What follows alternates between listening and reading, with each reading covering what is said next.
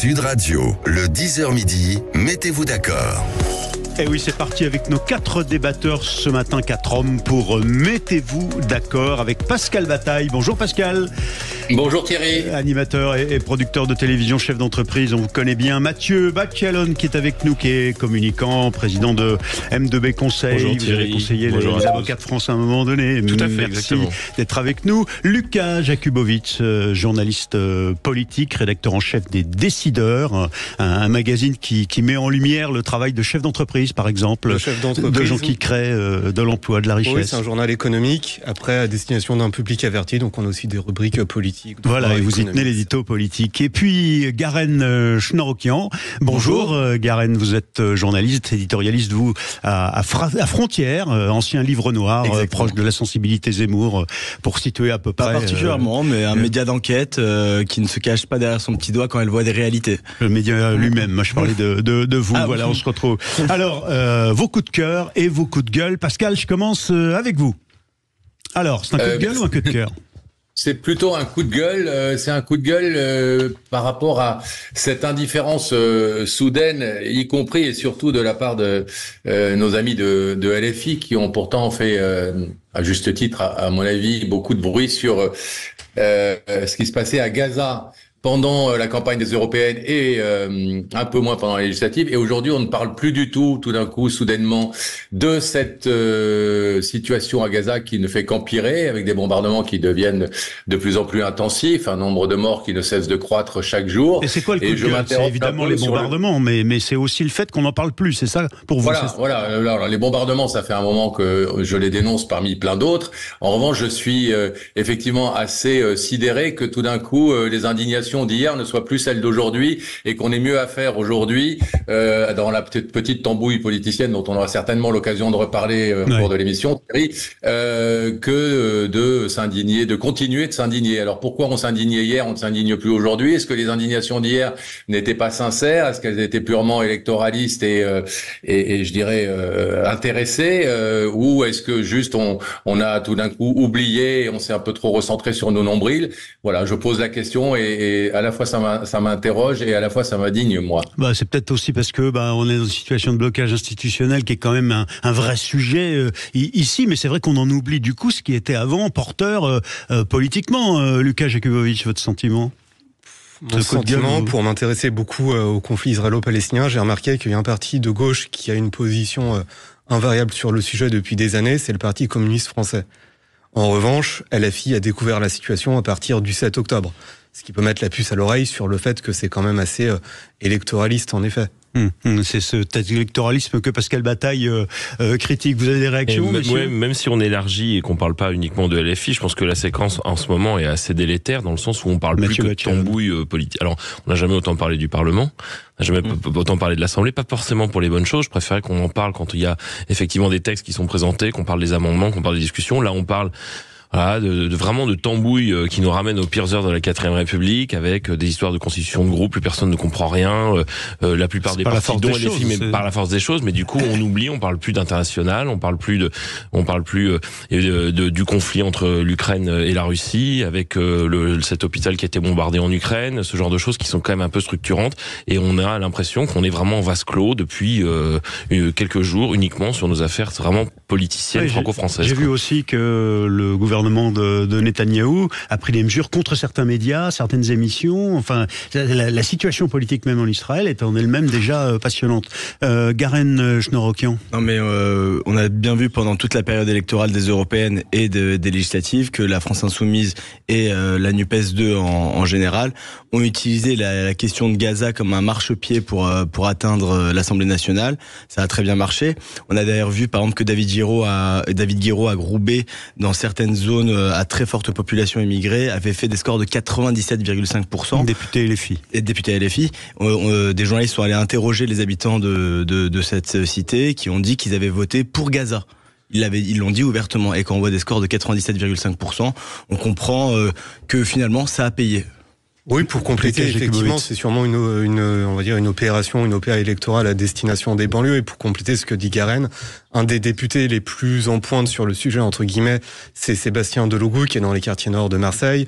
Dans les quartiers nord de Marseille, aux européennes de 2019, dans sa circo, Manon Bry avait fait, je crois, 19%.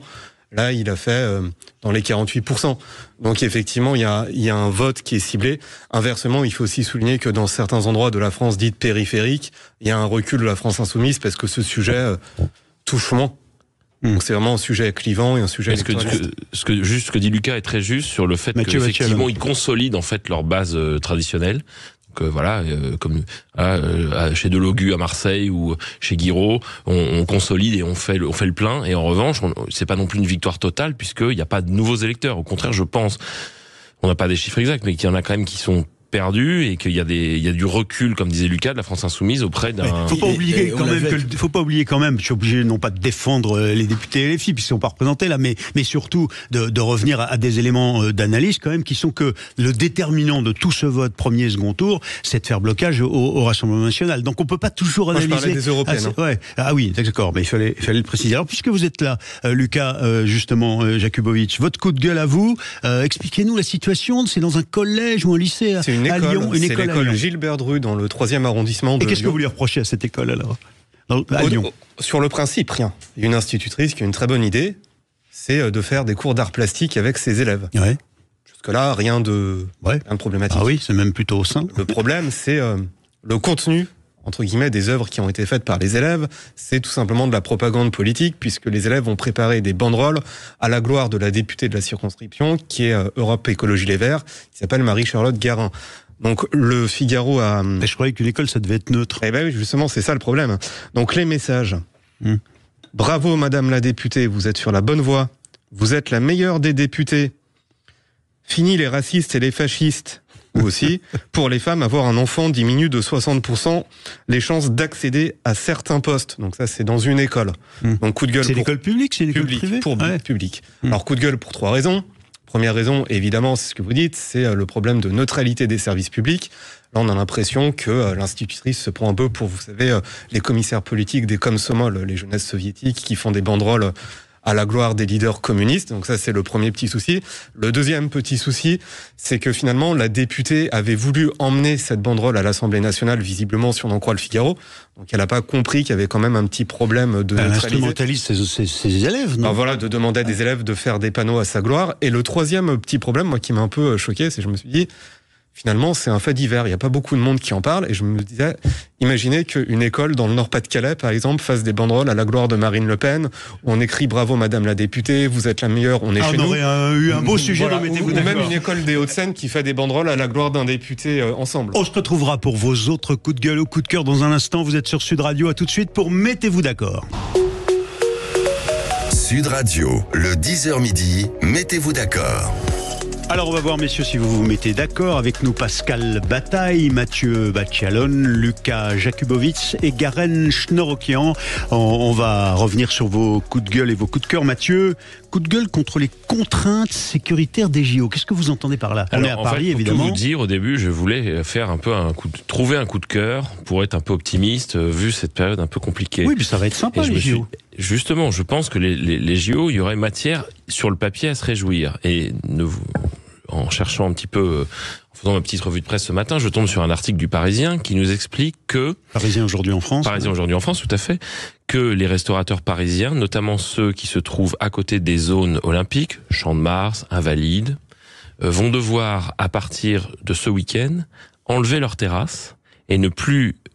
pour des raisons de sécurité. Pour des raisons de sécurité. Parce que ce qui est avancé... Alors tout le monde se renvoie un peu la balle. Il y a la préfecture, mais il y a aussi... l'adjoint au commerce de la mairie de Paris qui explique dans une vulgate un peu techno et un peu administrative dans son discours, que, en gros, pour des questions de gestion de flux de spectateurs, il faut que les restaurateurs puissent laisser place nette. Et moi, je me dis que nous avions l'occasion d'avoir des jeux festifs, d'avoir une ambiance conviviale, de mettre en avant le meilleur de ce qu'était Paris, ce que les touristes viennent chercher, à savoir la restauration, à savoir nos terrasses de café. Ce qui a été fait d'ailleurs pour le coup en Allemagne, puisque je suis allé plusieurs fois voir des matchs de l'Euro en Allemagne, et l'organisation est excellente, et malgré les flux des spectateurs, il y a des Biergarten et donc des terrasses juste à côté de l'entrée des stades, et ça se gère parfaitement.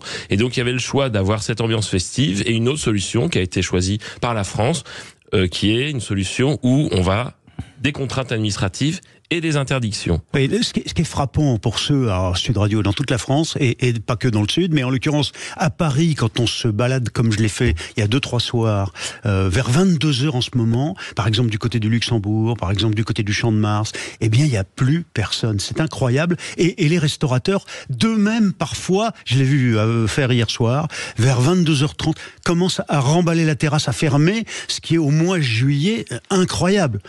Comment vous avez fait le même constat?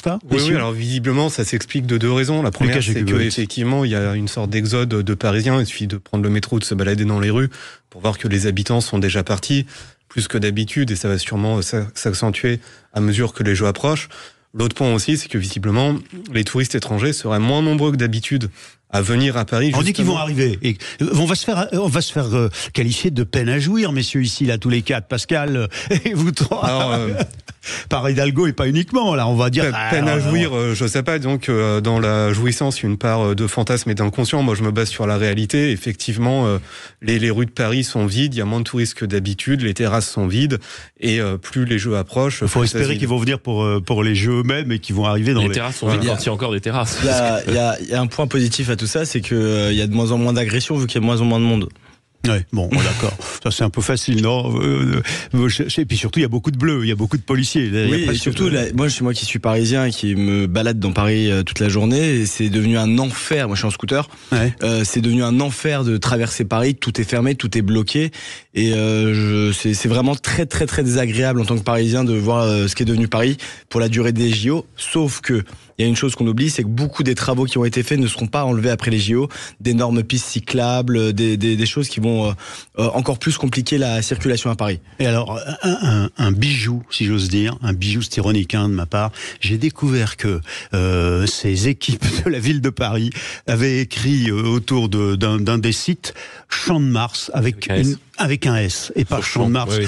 Champ à la fin du mot champ. Enfin, c'est juste. Quand ça veut pas, ça veut pas. Hein. Ouais, ben non, mais on va accueillir le monde entier. On se targue de. C'est peut-être de l'écriture inclusive, Thierry.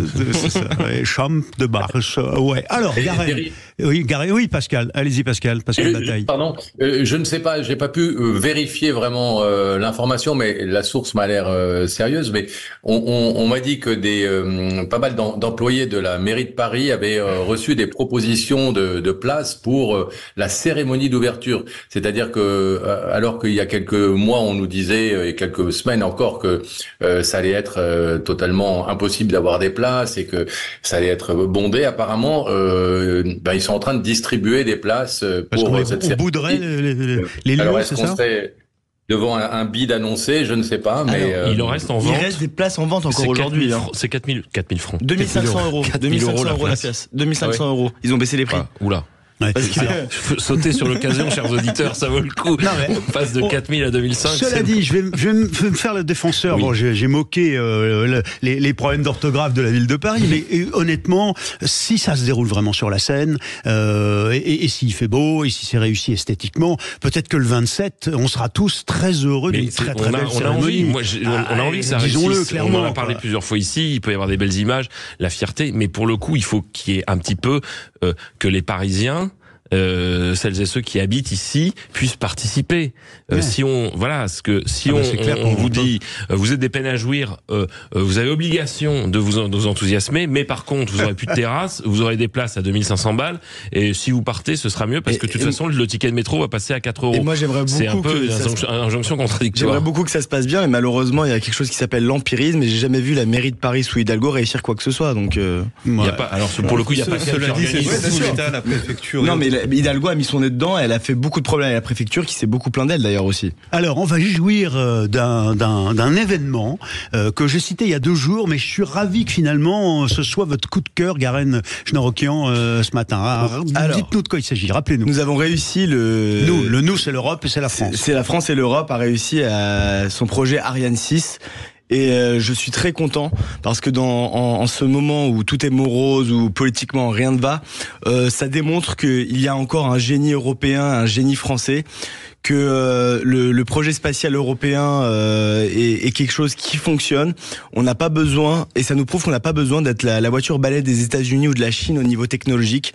On peut, nous Européens, quand on se met d'accord, quand on se met ensemble, on peut faire avancer les choses. Oui, alors c'est un lanceur, il faut le dire, une fusée qui est beaucoup plus puissante qu'Ariane 5. Ariane 5, ça s'était mal passé au début. Là, il n'y avait pas eu de nouveauté depuis 96.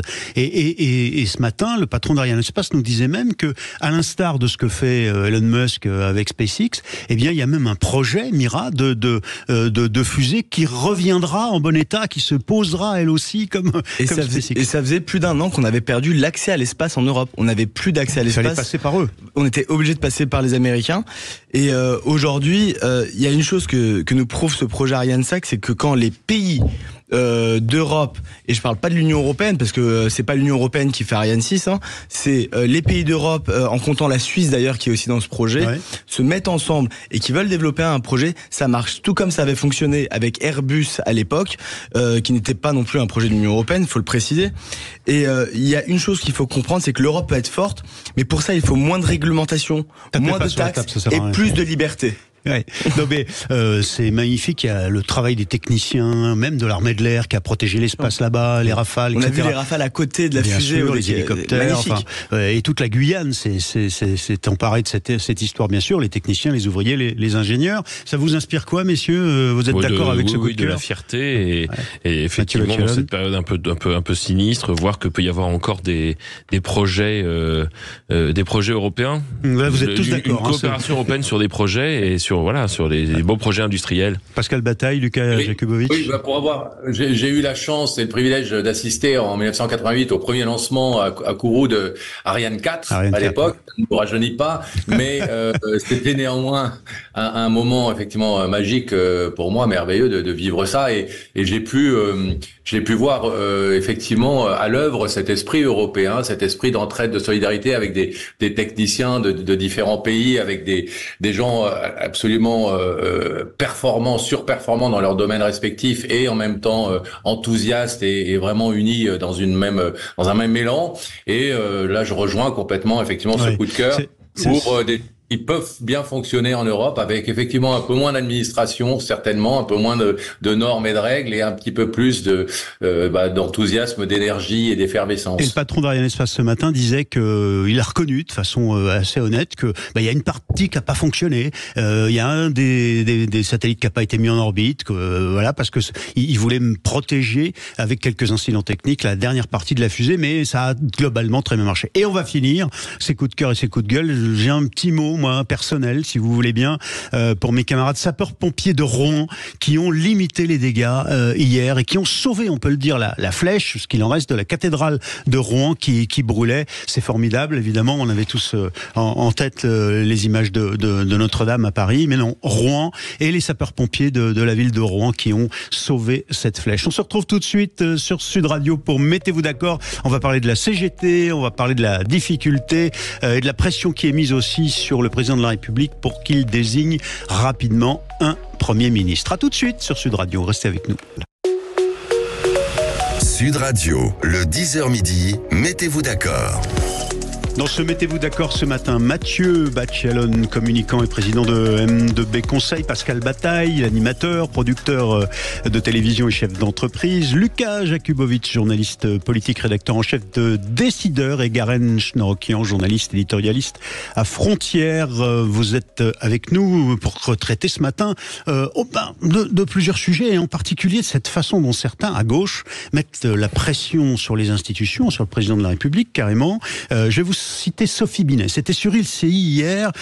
Il faut marcher, dit-elle, sur Matignon. Marcher sur Matignon. Adrien Quatennens, l'ancien député, avait déjà évoqué cette idée. Elle ajoute, il faudrait mettre l'Assemblée nationale sous surveillance. Et puis on fera des listes, dit-elle, des listes de députés qui ne votent pas comme nous. Enfin, c'est du délire, Garen Schnorokian. Alors, premièrement, imaginez si quelqu'un du Rassemblement national avait dit ça. Factieux. Imaginez que Marine Le Pen dise on va marcher sur l'Assemblée. Mais vous vous rendez compte de la folie. Deuxièmement, quand je vois des communistes, parce que ce sont des communistes, faire des listes, j'ai très peur. Je sens le souffle chaud du canon sur ma nuque. Ce sont des gens quand même. Faut pas oublier qu'il dans l'histoire, il y a un savoir-faire dans les meurtres de masse d'opposants politiques. Ces gens sont effrayants et ne se rendent pas compte de la folie de leurs propos pour une raison très simple, c'est qu'ils pensent être dans le camp du bien et qu'ils peuvent tout se permettre. Qui va défendre Sophie Binet parmi vous, tous les quatre ce matin? La patronne de la CGT, voilà, qui derrière son minois, en fait, semble être une véritable ogresse de dictature en puissance ou pas? Enfin, allez, je me dévoue pour la défense. Ah, Lucas Jacobowitz, allons-y. Bon, je ne sais pas si je vais être un bon avocat de la défense, parce que je ne vais pas relever Sophie Binet, mais en fait, dans la classe politique actuelle, et notamment à gauche, il y a un immense déficit, je trouve, de connaissances historiques. C'est-à-dire que quand elle parle de liste, de marcher sur le Parlement, etc., j'imagine qu'elle pense bien faire, mais elle pense pas qu'elle fait référence à ce que disait à l'instant Garenne. À ce que disait Garenne. Il y a un autre exemple qui a été prononcé il y a 2 jours par Karima Deli, qui est une écologiste qui est élue dans le Nord-Pas-de-Calais, enfin dans la région Nord, ouais, qui avait dit en fait que quand Édouard Philippe mangeait, député européen, que quand Édouard Philippe mangeait avec Marine Le Pen, en fait, c'était comme si Pétain mangeait avec De Gaulle, sauf qu'en réalité, Pétain et De Gaulle dans les années 20-30 étaient copains comme cochons, et quelque part, Pétain était le mentor de Gaulle. C'est lui qui l'a fait entrer à l'école militaire, qui a fait augmenter ses notes, qui a commencé à... il a surtout vu en lui l'officier prometteur, qui était le capitaine, le commandant, voilà, le colonel de Mais Gaulle. tout ça pour dire qu'il y a l'idéologie qui est basée sur une méconnaissance de l'histoire, et c'est peut-être aussi pareil avec Sophie Binet. Je ne sais pas si je l'ai bien défendu, mais j'ai pas l'impression. Mais à mon avis, elle est pas dans une logique de factueuse. Moi, je prends pas l'avocat. Hein. Je change d'avocat tout de suite avec une défense pareille. Mathieu, puisqu'on en est sur les références historiques, je vais faire une petite référence historique qui ne va pas plaire à mes camarades de l'autre côté. Si on parle de référence historique et de déstabilisation, on va parler du 6 février 34, et a priori... Alors il faut rappeler, le 6 février 34, les ligues de droite montent contre l'Assemblée nationale. Les communistes, ce sont les ligues de droite, avec notamment l'Action française ou les Croix de feu. Et les gardes républicains, les gendarmes mobiles sont obligés de charger. Qui ont marché sur l'Assemblée. Donc pour le coup, le péril... Non, qui n'ont pas marché sur l'Assemblée au final. Qui ont ils ne sont pas rentrés dans l'Assemblée. Parce que les Croix de Feu ont refusé à la fin, au dernier moment, de rentrer dans l'Assemblée. Bloqué, mais ils auraient pu rentrer. Pas du tout, les gardes mobiles ont fait leur travail. Non. Sophie Binet, je dis c'est pas forcément très malin, mais de là à parler d'ADN dictatorial ou d'ADN autoritaire, je pense qu'on va un petit peu loin là-dessus. Après, moi, ce qui me choc entre guillemets, même si elle fait ce qu'elle veut avec ses troupes. On sait que ses troupes généralement sont pas non plus le petit doigt sur la couture, et que on est assez étonné quand on voit pour qui votent les adhérents de base de la CGT.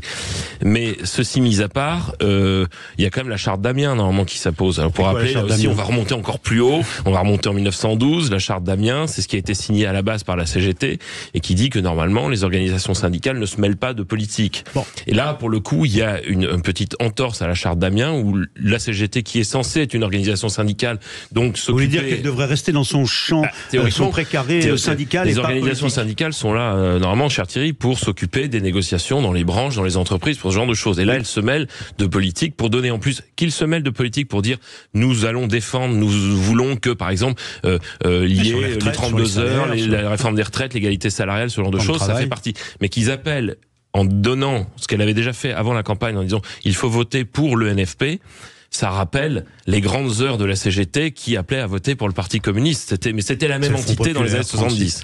Lucas Jacobowitz. Alors, plus sérieusement, j'abandonne le rôle d'avocat, je reprends ma profession initiale de journaliste politique. En réalité, l'Assemblée nationale, elle est bloquée en 3 blocs, ça tout le monde le sait. Ce qui signifie que pour former un gouvernement, en réalité, il faut chercher le plus petit dénominateur commun.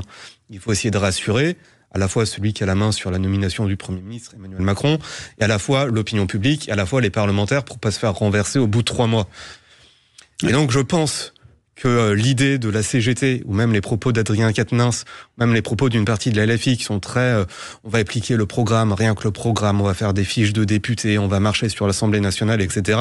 Finalement, c'est pas de nature à rassurer les parlementaires, à rassurer l'opinion publique, à rassurer Emmanuel Macron. Donc c'est un peu un CSC quelque part. Oui, mais très bien. Vous dites que c'est pas la bonne méthode. Ok, c'est bien entendu. Mais moi, là, il faut quand même que je rééquilibre, ou tout au moins que j'utilise un des arguments qui est celui de Sophie Binet et qui est assez légitime, au moins, et duquel on peut débattre. C'est tout simplement qu'il y a un déni qui semble être ressenti comme tel par ceux qui ont lu et commenté la lettre du président de la République aux Français. C'est-à-dire qu'au fond, le président dit personne n'a gagné, dont acte, mais il dit pas j'ai perdu. Et il y a pas de la sanction des électeurs contre le RN d'une part, très bien, mais aussi qui a mis en avant le groupe du Front Populaire à travers son nombre de députés, puisqu'ils sont les plus nombreux. C'est une réalité. Et ça, en effet, la notion de déni de cet aspect, elle peut justifier l'excès de Sophie Binet. Non, vous n'êtes pas d'accord ? Non, parce que déjà il faut pas oublier une chose. Il faut pas oublier une chose, c'est que ils ne sont pas majoritaires à l'Assemblée nationale. Ils n'ont pas la majorité absolue. Non, mais la gauche n'a pas la majorité députés quand même. Deuxièmement, ils ne sont pas ensemble parce qu'aujourd'hui le PS est déjà en train de partir. Les écologistes ne savent pas s'ils doivent aller du côté LFI ou du côté macroniste. Non, il y a pas de, c'est pas un parti qui s'appelle le Nouveau Front Populaire. C'est plusieurs partis qui sont réunis, qui sont alliés main dans la main avec les macronistes pour empêcher le RN d'avoir la majorité absolue. Aujourd'hui, le premier parti de l'Assemblée nationale, c'est le RN. À un moment, il faut remettre l'église au milieu du village. Ils ont fait 143. Ils ont fait, en tant que parti politique, ils ont 143 députés. LFI en a 80, les écologistes une trentaine, le Parti socialiste un peu plus. Mais il n'y a pas de Front populaire, ça fait un peu plus. Oui, mais ça, déjà, ils n'ont pas la majorité absolue et ils sont déjà pas d'accord entre eux. Donc, qui se mettent d'accord entre eux, on en reparlera. Deuxième chose, pour en revenir à Sophie Binet et la CGT, il y a quand même quelque chose d'incroyable. Je pense que les Français sont peut-être pas au courant. Les syndicats en France sont financés par l'argent public à hauteur de centaines de millions d'euros, à 130 millions par an. Ces gens financés par l'argent public, d'ailleurs, en Allemagne, les syndicats sont financés avec les cotisations des syndiqués. C'est la même chose en Angleterre. Et ils ont d'ailleurs beaucoup plus de membres dans les syndicats en Allemagne ou en Angleterre. La CGT, ça représente quoi ? Rien. En nombre d'adhérents, rien, et ils ne vivent que de l'argent public. Moi, la vie de Sophie Binet ne m'intéresse pas. Qui est Sophie Binet à part un sous-fonctionnaire caché qui est payé par l'impôt des Français ? Qui est Sophie Binet ? C'est par exemple si je vous entends Pascal Bataille. Si je vous entends bien, je vois pas pourquoi on en parle depuis 5 minutes. Excusez-moi, mais si la CGT ne représente rien et Sophie Binet ne représente rien, enfin bon, là, je veux bien que vous niez totalement le poids de la CGT en France et le poids de syndiqués. C'est un secrétaire général, mais je pense que c'est pas très très sérieux. 3% de syndicats en France. Je voulais juste établir 2-3 choses sur la méconnaissance historique. Elle est malheureusement pas le fait simplement de la gauche et de l'extrême gauche. Et je pense qu'il y a beaucoup de nos politiques, y compris à droite et à l'extrême droite, et on va commencer par Éric Zemmour, qui devrait un peu relire leur livre d'histoire alors qu'il se prétend historien. Ensuite, et la justice l'a montré. Ensuite, sur ce qui se passe aujourd'hui, on demande de respecter la démocratie. Or, effectivement, les LFI ne sont pas majoritaires. Le Nouveau Front Populaire lui-même n'est pas majoritaire. Cela dit, quand on entend des gens, y compris chez Macron, dire je censurerai n'importe quel gouvernement dans lequel il n'y aurait ne serait-ce qu'un secrétaire d'État venant du LFI, je suis désolé, on ne respecte pas la démocratie, on ne respecte pas le vote des Français en faisant comme ça de l'ostracisme à ce niveau-là, c'est-à-dire qu'en globalisant, au lieu de considérer les individus, quelle que soit leur étiquette, et ceux qui veulent et peuvent servir la France, parce qu'il va bien falloir quand même trouver un gouvernement et que ce pays puisse être gouverné, puisse agir, puisse tenir sa place au niveau international et remplir son aussi au niveau des citoyens. Ouais. Donc il y a un moment où si on continue de faire chacun son petit intérêt, finalement, chacun dans le déni, c'est la France dans le déni. Vous voyez, Pascal, qu'on l'a trouvé finalement, l'avocate Sophie Binet parmi nous. Allez, on se retrouve dans quelques instants après la pause. Vous êtes sur Sud Radio et c'est Mettez-vous d'accord. À tout de suite, restez avec nous. Sud Radio, le 10h midi, Mettez-vous d'accord. Avec Garen Schnorokian, Lucas Jakubowicz, Pascal Bataille et Mathieu Bacchialone. Et on va se poser la question, parce que elle est posée tous les jours et ça n'avance pas, de quel gouvernement pour la France? Comment faire? Jean-Noël Barrot, ce matin, sur Sud Radio, nous disait, et c'est l'actuel encore démissionnaire certes, mais toujours en fonction, ministre chargé des relations européennes, il suggérait un gouvernement modéré, parce qu'il dit on n'y arrivera pas, quelles que soient les combinaisons, si on conservait les filles ou si on conserve le Rassemblement national. Lequel Rassemblement national censurera, il l'a annoncé, tout gouvernement avec des écolos ou des insoumis. On s'en sort pas. Alors, autre suggestion, hier c'était Gérard Larcher, le président du Sénat, qui disait, il faut garder Gabriel Attal et son gouvernement pour gérer les affaires courantes jusqu'à la fin des JO. Et c'était le même son, la même musique de la part, tenez-vous bien, d'Anne Hidalgo. On l'avait évoqué hier dans Mettez-vous d'accord. Qu'est-ce que vous pensez de cette situation? La suggestion, c'est quoi, Mathieu Bacchialone? Alors, pour revenir sur Anne Hidalgo, puisqu'on en parlait hors antenne, je vais dire exactement la même chose. Anne Hidalgo, il y a le côté JO, mais il y a le côté aussi, si je peux embêter Olivier Faure et la direction du PS, ce qu'elle fait depuis plusieurs années. Donc ça l'arrange que Attal reste à Matignon pour l'instant. Après, il y a deux choses. La première, c'est que le jeu institutionnel tel qu'il est aujourd'hui et le blocage, effectivement, avec les potentielles motions de censure et l'incapacité aujourd'hui d'un groupe seul d'avoir la majorité qui lui permette de ne pas sauter, le gouvernement ne saute pas à la moindre occasion, oblige à faire des coalitions.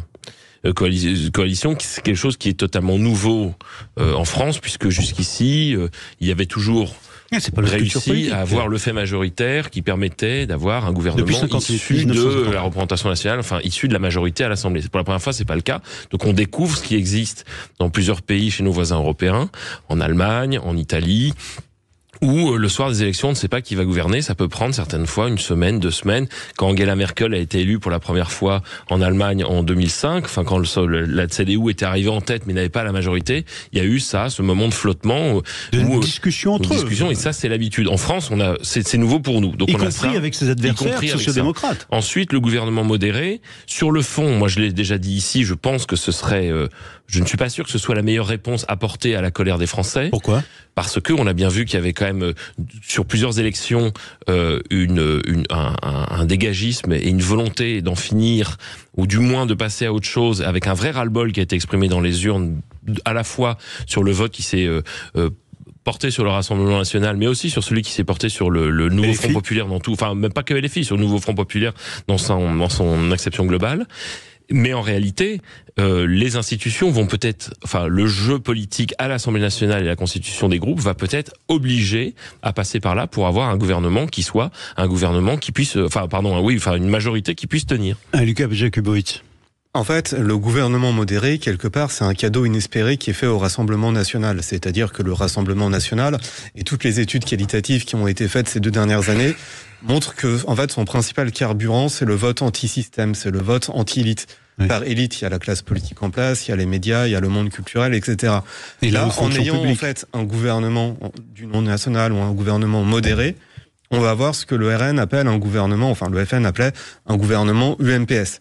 Et donc, de facto, au niveau politique, la seule force d'alternance possible... Alors, c'est quoi votre suggestion? En fait, il n'y a aucune suggestion possible. C'est-à-dire qu'il n'y a que des mauvaises solutions. Soit on fait effectivement un gouvernement modéré, mais on pave la route du gouvernement, du Rassemblement national à moyen terme. Soit on fait, effectivement, on respecte l'intention de la Constitution, on fait un gouvernement nouveau Front populaire, mais on sait très bien qu'il sera censuré dans les 3 mois, donc il y aura encore de l'instabilité. Donc, quelque part, il n'y a aucune piste possible à moyen terme pour une raison simple que vous avez expliquée, c'est le manque de culture de la classe politique française. On n'est pas habitué à faire des coalitions. Il y a des faits qui vous donnent raison. C'est l'exemple de l'Italie. C'est-à-dire que l'Italie a eu un gouvernement technique avec Mario Draghi pendant plusieurs mois, et finalement il est tombé. Et qui est arrivé au pouvoir? Giorgia Meloni et l'extrême droite. Garen Schnorokian. Non mais il faut comprendre une chose, c'est que la France n'est ni l'Italie ni l'Allemagne. La 5e République a été créée de sorte à ce qu'il n'y ait pas besoin de faire de coalition à l'Assemblée nationale. 3 groupes. C'est pour ça que c'est la première fois qu'on est dans cette situation réellement, parce que normalement, on n'a jamais eu besoin de faire ce genre de choses. Il y avait un bloc de gauche, un bloc de droite, avec des extrêmes aux alentours qui permettaient normalement de faire la pointe pour les élus. Mais c'est quelque chose de tout à fait nouveau. C'est quoi la solution mais il n'y a pas de solution. Là, je vais vous dire clairement, si il y a un gouvernement qui va de l'extrême gauche au LR, c'est-à-dire l'équivalent de l'alliance qui a été faite pendant les élections législatives, ça voudra. LR, c'est pas associé avec les filles. Bien sûr que si. Il y a eu des retraits. Bien sûr que si. LR a fait partie je parle pas des LR Ciotti, je parle des LR. Il y a des gens il y a des désistements pour bloquer le RN. Ça s'appelle une alliance. À partir du moment où un LFI se retire pour faire gagner un LR, ça s'appelle une alliance. Ça s'appelle une alliance de fait. Sur le programme, il n'y a pas d'alliance. Bien sûr que non. Il y a une volonté de désistement. C'est ce qui a eu lieu pendant les législatives. Il y a eu le RN contre le reste du monde. Et donc, ils pourraient faire un gouvernement de ce reste du monde. Ou alors, ils pourront faire un gouvernement centriste ou un gouvernement de gauche. Quoi qu'il arrive, c'est bon pour le RN parce que rien ne va s'améliorer sur les 3 prochaines années. Absolument. Rien ne va s'améliorer sur les 3 prochaines années. Si on met un Premier ministre de la LFI, ça va être 3 millions de migrants par an à la place des 500 000 actuels. Ça va être des taxes, des charges, des impôts, la dette du pays qui va exploser. Si on met un gouvernement centriste, on va continuer sur le rythme sur lequel on est depuis 7 ans, c'est-à-dire 500 000 immigrés par an, la dette qui a pris 1000 milliards, les finances qui sont catastrophiques. Donc ça va s'empirer et le RN va arriver en 2027, les mains propres, en disant, vous voyez, vous avez tout essayé, il n'y a que nous comme solution. C'est quoi la solution, Pascal Bataille? Comment vous voyez les choses? Vous voulez un gouvernement modéré, un gouvernement technique? Ça tient pas, ça tombe. Qu'est-ce que vous suggérez, vous? Je suis complètement d'accord avec les analyses qui viennent d'être faites sur la situation et le manque de solutions. Et vous me prêtez beaucoup si vous m'estimez capable de... Non, mais vous êtes tous en train d'annoncer l'arrivée de Marine Le Pen à la présidence de la République en 2027. Mais le petite nuance que j'apporterai, c'est que pour moi, et Dieu sait si j'ai appelé à voter contre le RN entre le premier et le deuxième tour, mais pour moi aujourd'hui la problématique n'est pas de savoir si on va faire monter ou pas le parti de Marine Le Pen et Jordan Bardella dans les 3 prochaines années. La problématique est de savoir comment gérer au mieux notre pays et d'arrêter justement de faire des calculs politiciens. Et je pense effectivement que une coalition qui serait, comme vous l'avez dit, une première dans la Ve République et qui n'est pas adaptée effectivement à la Constitution de la Ve République, mais peut-être que celle-ci vit ces dernières heures, c'est la seule solution aujourd'hui pour que ce pays soit gouverné et gouvernable. C'est une alliance des gens raisonnables, des démocrates, des républicains, des gens qui considèrent que l'intérêt du pays passe avant leur intérêt à eux et avant l'intérêt de leur parti. Et je pense qu'il faut faire exploser. Non, c'est pas un vœu pieux, ça. C'est un vœu pieux, bien sûr, mais je pense que c'est la seule façon de s'en sortir. Il faut arrêter de faire des calculs politiciens. Et il faut essayer de réunir des gens qui, même s'ils sont pas d'accord sur certains aspects, ont quand même une même vision générale de l'intérêt du pays. Et il en existe.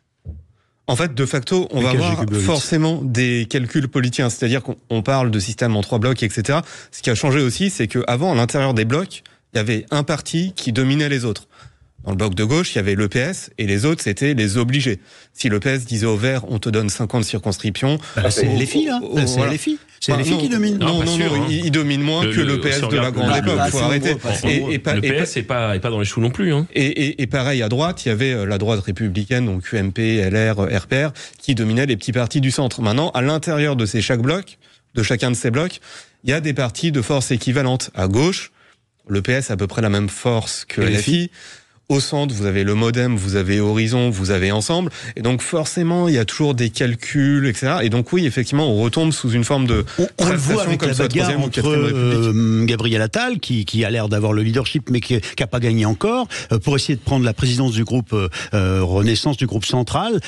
Gérald Darmanin est candidat aussi. Elisabeth Borne est candidate aussi. On voit bien que là, il y a une bagarre, par exemple, qui vous donne raison. Oui, et puis il y a des gens aussi au sein du groupe Ensemble qui disent, bah voilà, si c'est Gérald Darmanin qui gagne, en fait, on va créer un groupe de macronistes centre-gauche.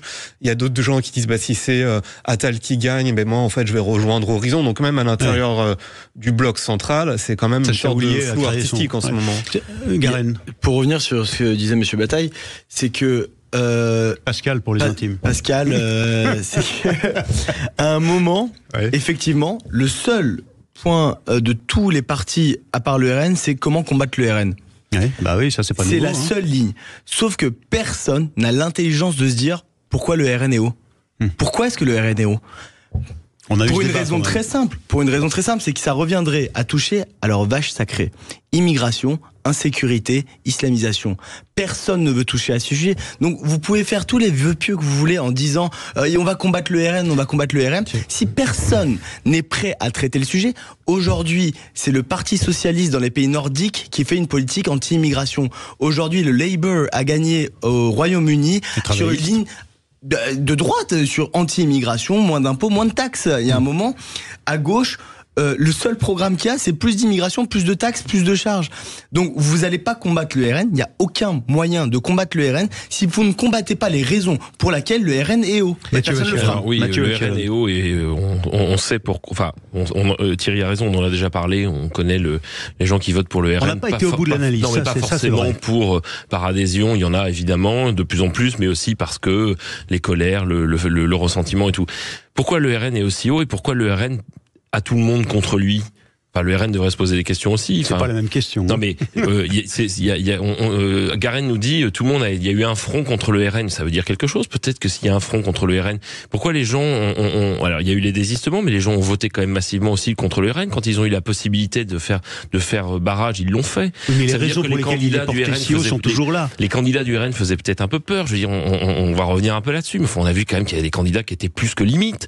Enfin, donc je pense qu'il y a quand même aussi. Est-ce que c'est pas secondaire par rapport à cette puissance, cette montée en puissance depuis des décennies du Rassemblement National et avant du Front National? Eh bien les deux, mon capitaine, parce que je pense qu'il y a effectivement cette montée en puissance, mais il y a un moment où quand on se rend compte qu'en réalité le candidat dans sa circonscription c'est un malade mental, fou furieux, ancien preneur d'otages, nostalgique du Troisième Reich et autres, on se dit peut-être qu'en fait on va pas avoir envie d'avoir cette personne avec un gynécologue musulman.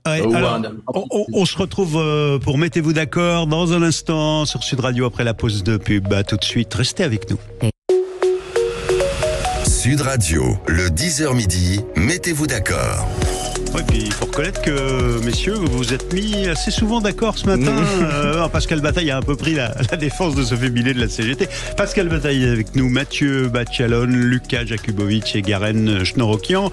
Mettez-vous d'accord, certains d'entre vous m'ont suggéré ce sujet. Est-ce que finalement il n'y a pas pire ailleurs qu'en France, malgré notre blocage institutionnel? Suivez mon regard, on passe de l'autre côté des États-Unis et là on s'intéresse aux gâteux de service, si j'ose dire. Enfin, vous voyez, j'ai pas besoin d'insister. Au pluriel. Ouais, au pluriel. Ah oui, les gâteux. Oui, c'est vrai, parce que son adversaire Trump, il n'est pas de première fraîcheur non plus. Ouais. On parle de Joe Biden. Pascal Bataille, vous avez vu le président des États-Unis, avec tout le respect qu'on pourrait avoir pour son âge et pour son savoir-faire, pour autant, quand même, il parle de Zelensky et il parle de Poutine. Enfin, c'est une catastrophe tout de même, non? Oui, il a refait une deuxième bourde, effectivement, encore hier soir. C'est très inquiétant. C'est très inquiétant parce que on parle quand même si l'influence des États-Unis décroît, de la première puissance mondiale, et on a le choix. Enfin, les électeurs américains vont avoir le choix, effectivement, entre un type qui a des absences. Problèmes cognitifs et des absences pour le moins, et un fou furieux. Donc ça laisse effectivement l'alternative n'est pas très très réjouissante. Je ne comprends pas, mais je ne suis pas du tout un spécialiste de la politique américaine, mais pourquoi le camp démocrate se laisse imposer à ce point-là par Joe Biden sa candidature, et pourquoi il n'y a pas des gens de bonne volonté là encore. Il y en a, mais ils se font pas assez entendre, et pour l'instant le lobby autour de Joe Biden a gain de cause. J'écoutais une analyste de la politique américaine parler l'autre jour d'une possibilité que Michelle Obama se sacrifie. Je pense qu'il y a quelques personnalités aujourd'hui dans le camp démocrate qui pourraient quand même faire et potentiellement le poids face à Trump. Je ne comprends pas effectivement que Biden soit à ce point-là accroché à cette candidature qui est de plus en plus irréaliste et de plus en plus inconsciente. Lucas Jakubowicz. Non, moi ce qui me fait rire, c'est l'âge de Biden et l'âge de Trump. C'est quand même une gérontocratie, dans un pays qui est quand même relativement jeune et plein de vie. Donc il y a quand même un gap entre la classe politique et... Ils ont eu Obama, ils ont eu Kennedy, ils ont eu aussi des... Sur le moment actuel, on voit quand même qu'il y a un fossé entre l'âge et le dynamique de la société civile, et puis... l'âge et on va dire la fossilisation de la classe politique. Alors moi, ça me fait vraiment penser à l'URSS. Vous savez, à la fin de l'URSS, quand on regardait les défilés sur la place Rouge dans les années 80, il y avait vraiment le podium avec vraiment des vieux fossiles avec des chapkas qui agitaient la main comme des pantins. C'était l'époque des Andropov, des Tchernenko, des Brejnev sur la fin. Et là, on a vraiment l'impression que finalement, il y a une sorte de glaciation dans la classe politique américaine qui fait penser à la glaciation de l'URSS, et ça s'est mal fini pour l'URSS. Est-ce que c'est le bon débat? Parce qu'en fait, la réalité, c'est la capacité d'une telle ou d'un tel à tenir son rôle, c'est pas son âge, parce qu'il y a des gens qui sont très frais à 78, et puis d'autres qui, on l'a bien vu, à 45, sont pas très cultivés et pas très respectueux du respect des autres, par exemple. Non mais c'est vrai, la question c'est pourquoi il n'y a pas un jeune démocrate ou un jeune républicain qui décide d'aller vers l'avant, de faire tapis, de faire un all-in. Mais je pense que ça peut changer. En tout cas, du côté démocrate, ça peut changer puisqu'on a vu que depuis le débat Biden-Trump, certains donateurs démocrates conditionne le versement de millions de dollars au retrait de Joe Biden. Le problème, c'est que le camp démocrate est dans le déni et dans le mensonge en expliquant que Joe Biden va très bien, qu'il n'y a aucun problème. À chaque conférence de presse, on entend la porte-parole qui explique que Joe Biden n'a aucun problème, tout va bien. Il a confondu sa vice-présidente Kamala Harris en l'appelant Donald Trump aussi. Le mec sucre les fraises, c'est fini. Non mais très bien, mais le camp républicain, excusez-moi, il est copain de Trump. Excusez-moi, Trump, il est au golf tous les matins. Hein. Oui, mais d'accord. Il est au golf tous les matins, il pète la forme, il n'y a pas de problème. D'ailleurs, non mais physiquement, je parle physiquement. Physiquement, il y en a un qui n'arrive pas à marcher et l'autre qui a l'air d'être en très grande forme physique. Pascal Bataille. Oui. Non, mais vous jouez au golf, Pascal? C'est bien ça le problème, c'est qu'il pète la forme. Mais et qui risque de tout faire péter. Mais il y a une grosse déception. D'ailleurs, vous la nommiez à l'instant, c'est quand même la vice-présidente Kamala Harris qui promettait beaucoup et qui s'est totalement effacée. À partir du moment où effectivement Biden a été élu et donc c'est tout à son honneur d'être loyal. Oui, c'est vrai qu'elle est loyale. Enfin... Oui, non, mais entre être loyal et ne plus exister, ne plus être finalement celle qu'on annonçait, c'est-à-dire celle qui allait prendre la suite et prendre le relais de Biden, ce qui paraissait plutôt un plan intelligent, astucieux, et avec une femme qui avait montré dans l'état dont elle était gouverneure qu'elle avait quand même les reins solides, et voilà. Et là, tout d'un coup, elle a explosé en vol. Enfin, moi, je ne comprends pas ce qui Alors, lui est arrivé. Pendant ce temps-là, je vais détourner le regard, peut-être vous emmener, messieurs, vers un autre regard. Pendant ce temps-là, Xi Jinping envoie des troupes. Où ça ?